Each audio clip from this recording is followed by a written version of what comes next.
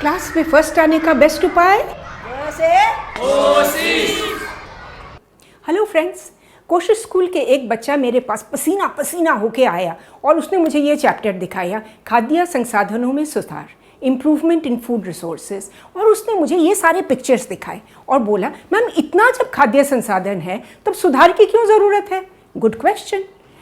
ज़रूरत इसलिए कि हमारी जो भूमि है वो इतनी ही है और वो बढ़ेगी नहीं। भारत की भूमि है 32.8 लाख किलोमीटर, पर भारत की जनसंख्या बढ़ती ही जा रही है। अभी 10 साल पहले 120 करोड़ थी, आज 140 करोड़ को छूने वाली है। भूमि तो उतनी है। तो चाहे कोई भी फूड के बारे में आप बात कर लो, चाहे आप कार्बोहाइड्रेट के बारे में बात करो या प्रोटीन के या वसा के या मिनरल्स के या पशु आहार के, किसी भी खाद्य संसाधन की बात करो, चुनौतियां उनके लिए 5 तो रहेंगी रहेंगी। एक नंबर, ज़्यादा से ज़्यादा पैदावार कैसे किया जाए ताकि हम अपनी पॉपुलेशन को खिला पिला तो सके। नंबर 2 कि पैदावार की गुणवत्ता अच्छी होनी चाहिए। नंबर 3 वो फसल कितने समय में पकता है, कि कम समय में अच्छा पक गया तो बेटर फॉर अस। नंबर 4 कि वो उर्वरक के लिए सेंसिटिव हो, फर्टिलाइज़र डाले तो उससे बहुत अच्छा रिजल्ट आए। और नंबर 5 वो डिजीज़ रेजिस्टेंट हो, रोग प्रतिरोध क्षमता उसमें होनी चाहिए। तो ये 5 चीज़ें कैसे आएंगी? इसके लिए बच्चों 2 very simple things. Number 1 is technology और नंबर 2 इज़ मैनेजमेंट। चलो एक एक करके देखते हैं। टेक्नोलॉजी क्यों?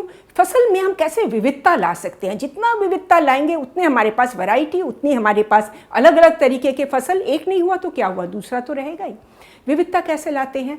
एक टेक्निक है हाइब्रिडाइजेशन। इसको देखो, टमाटर का पौधा, सुंदर टमाटर फूले हुए हैं, बट इसके नीचे जो रूट्स हैं ये बड़े डेलिकेट हैं। थोड़ी ज़्यादा पानी आ गई ना, रूट सड़ गए, पूरा फसल खराब। तो ये कई बार होता है कि बरसात में टमाटर का फसल खराब हो जाता है। और ये है बैंगन, इसकी रूट्स हैं बहुत मजबूत, पानी डाल दो कुछ नहीं होता। तो साइंटिस्ट ने किया, टमाटर का स्टेम और बैंगन का रूट दोनों को ज्वाइन कर दिया। ये है संकरण या हाइब्रिडाइजेशन। इससे बना जो पौधा, ये देखो, इसमें टमाटर तो सुंदर खिल रहे हैं और इसका रूट भी बहुत स्ट्रांग है, क्योंकि जितना पानी डाल दो नो प्रॉब्लम। तो ये तो एक एग्जाम्पल था। अब इसको हमने अप्लाई कैसे किया अलग अलग तरीक़ों से, इसको हम देखते हैं।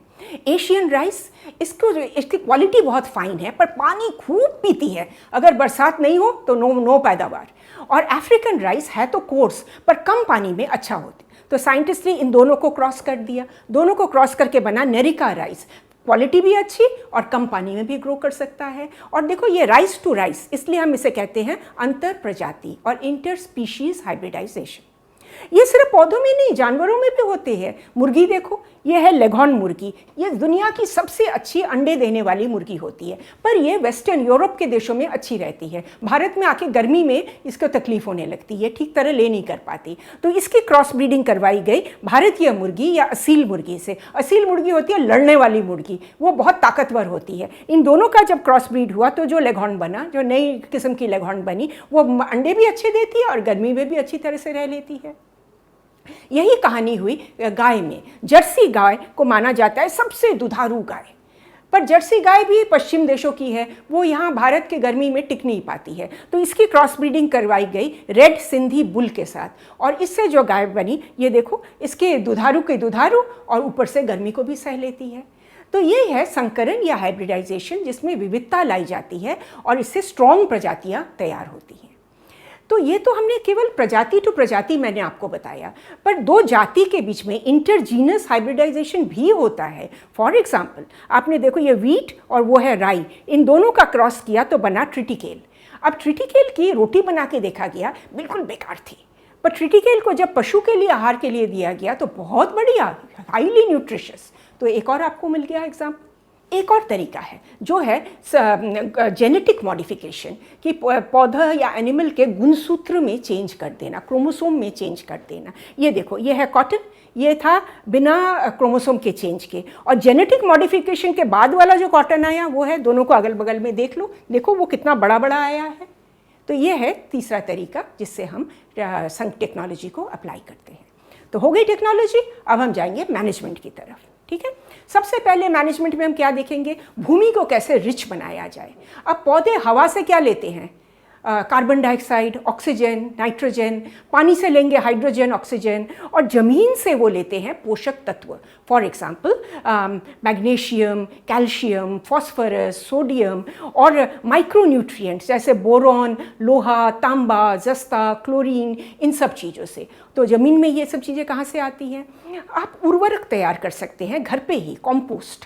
आपके घर जो गाय भैंस हैं उनके गोबर, सड़े हुए सब्जियां, पत्ते, इन सब को एक साथ अगर किया जाए, एक मिट्टी में दफा दिया जाए और उसमें आप कुछ कीड़े छोड़ दो तो बनेगा ब्यूटीफुल कंपोस्ट, जिसको कहते हैं वर्मी कंपोस्ट। और ये है ऑर्गेनिक फार्मिंग। इसमें कोई केमिकल नहीं है, आर्टिफिशियल केमिकल नहीं है। इस चीज़ को आप खेतों में दीजिए। तो आज ऑर्गेनिक फार्मिंग से जो तैयार हो रही हैं सब्जियां, उसकी तो कीमत बहुत ही ज़्यादा है, डिमांड भी हाई है, प्राइस भी बहुत हाई है।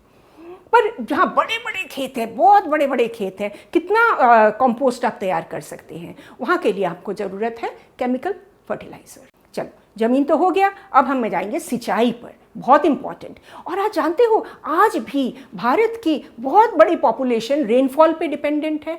और ये बरसात की जो पानी आती है, इसको वो कलेक्ट करते हैं तालाब में, कुएं में, जोहड़ में, ऐसे जगह पे कलेक्ट करके रखते हैं कि ये धीरे धीरे मिट्टी में बैठती जाए। और जैसे हिमाचल जैसे जगह में कुल बोलकर ये चैनल्स बनती थी, जिससे वो खेतों में ले जाते थे। आज तो बड़े बड़े बांध बन गए हैं, वहाँ से चैनल्स आते हैं, खेतों तक पानी ले जाते हैं। और जिसके पास कम पैसे हैं वो डोली से अपने खेत में पानी डालता है, जिसके पास ज़्यादा है वो पंप लगा देता है। एक और तरीका है, डीप ट्यूबवेल डाल दो अपने पंप में, उससे पानी निकालो। पर सबसे इम्पॉर्टेंट है कि पानी को ज़मीन में अंदर बैठने देना। अब हम चलेंगे बुआई की तरफ पे, प्लांटिंग, क्रॉपिंग, इसको कैसे किया जाता है। तो आज साइंटिस्ट कह रहे हैं कि मिश्रित फार्मिंग करो, एक साथ 2 या 3 किस्म के पौधे लगाओ। एक नहीं होगा तो दूसरा तो हो ही जाएगा ना। और लगाने का तरीका उन्होंने कहा है कि आप स्ट्रिप फार्मिंग करो, स्ट्रिप्स में लगाओ, ताकि आप देख भी सकते हो और इसको आप अच्छी तरीके से इसका पैदावार ले सकते हो। ठीक है। और हमें पौधों को बचाना है, किस चीज़ से? खरपतवार, वीड से बचाना है। वीड्स के लिए या तो हम हाथ से उसको निकाल दें, या गर्मी के मौसम में ना गहन जुताई जो होती है उससे वो वीड्स निकल जाती हैं। कभी कभी पौधों में कीड़े लग जाते हैं, फंगस लग जाता है, कुकुरमुत्ता लग जाता है, तब हमें पेस्टिसाइड स्प्रे करना पड़ता है। जहाँ कम जगह है वहाँ हाथ से भी स्प्रे हो जाता है, ज़्यादा जगह पे आपको मशीनों से ऐसे स्प्रे करना पड़ता है। तो फसल इज़ रेडी नाउ। अब फसल को हमें काटने के बाद हमें उसको सुखाना है, सुखाने के बाद उसको भंडारण करना है, अच्छी तरह से झाड़ के उसको फिर बोरे में पैक करके उसको स्टोर में रखना है। और स्टोर को रेगुलरली धुआं डालना है, वहाँ धूम्रीकरण करना है, ताकि कीड़े मकोड़े सब वहाँ ख़त्म हो जाए। तो ये रहा आपका फसल का मनी मैनेजमेंट। बिल्कुल इसी तरीके से हमें जो पशुधन है हमारे, उनका भी तो मैनेजमेंट करना पड़ेगा। पशुधन कैसे? जैसे दुधारू पशु, गाय, भैंस, जैसे आपके पास बकरी, फिर मुर्गी 2 किस्म की, एक होती है अंडे देने वाली मुर्गी और एक होती है ब्रॉयलर, जो मांस के लिए बनाई जाती है। मछली, भारत में तो ये एक बहुत बड़ा चीज़ है, मत्स्य पालन। कई लोग जो अपने खेत में, जब चावल के खेत में, वो मछली भी उस वक्त पालते हैं। कुछ लोग अपने तालाब में, पॉन्ड्स होते हैं, उसमें वो मछली पालते हैं, और एक साथ कई किस्म के मछली पालते हैं, जो क्योंकि वो मछली ना अलग अलग जगह से अपना भोजन लेती है। फॉर एग्जाम्पल, एक पॉन्ड में आप देखोगे ऊपर की तरफ होती है आपका कातला मछली, क्योंकि वो ऊपर से खाती है। बीच में आपको मिलेगा रोहू, और एकदम नीचे मिलेगा मृगल, जो ज़मीन के, तालाब के अंदर वाली ज़मीन के वहाँ से खाती है। Bottom feeders, they are called bottom feeder, top feeder, middle feeder और बॉटम फीडर। और है मरीन फिशरी, बड़े बड़े जहाज जाते हैं, ह्यूज नेट्स करके वो ले आते हैं फिश, बिल्कुल इस तरीके से। और उसमें आप देख सकते हो सबसे इम्पॉर्टेंट फ़िश जैसे हैं बेटकी, जैसे सी बास, जैसे प्रॉन्स, और इन चीज़ों का तो हाई एक्सपोर्ट वैल्यू भी होता है। एक चीज़ हम छोड़ गए, बताओ तो क्या है? वो है मधुमक्खी पालन। ये भी आज भारत में एक अच्छी तरीके से बढ़ रहा है। कई जंगलों में, कई वन जातियाँ, कई गाँव में मधुमक्खी पालन किया जा रहा है, जिससे लोगों को एक इनकम भी बन रहा है। जैसे हमने ज़मीन को पोषक तत्व दिया था, पशुधन को भी हम पोषक तत्व देते हैं ऊपर से, ताकि उनके नॉर्मल फूड के साथ उनको ज़्यादा न्यूट्रिशन मिले। साथ साथ उनकी इंजेक्शंस भी दी जाती हैं टाइम टू टाइम, ताकि उनकी रेजिस्टेंस और इम्यूनिटी बढ़ सकती है। और उनको साफ़ सफाई से रखना, ये भी एक बहुत अच्छी इंपॉर्टेंट चीज़ है। तो चाहे हम अनाज देखें, चाहे हम पशुधन देखें, दोनों चीज़ों में 2 चीज़ें हम याद करेंगे, टेक्नोलॉजी, क्योंकि फसल में विविधता है, और दूसरे में मैनेजमेंट। इन दोनों को आप याद रखो तो खाद्य संसाधन में अपने आप ही सुधार होता रहेगा। अब आप बताओ, कौन सा मुश्किल चैप्टर था? इसका पूरा राइटअप आपको मिल जाएगा हमारे इस ब्लॉग पोस्ट में। और आप हमारे साथ तो जुड़े हुए हैं, thank you very much for that. और साथ साथ अगर आप हमारे फेसबुक, इंस्टा, मौज, ट्विटर वगैरह में जाए, हम डेली वहाँ एक इंस्पिरेशनल पोस्ट देते हैं। शायद आपको अच्छा लगे, हमें तो लगेगा ही, आप हमारे साथ जुड़े रहेंगे तो। Thanks for watching. क से कोशिश।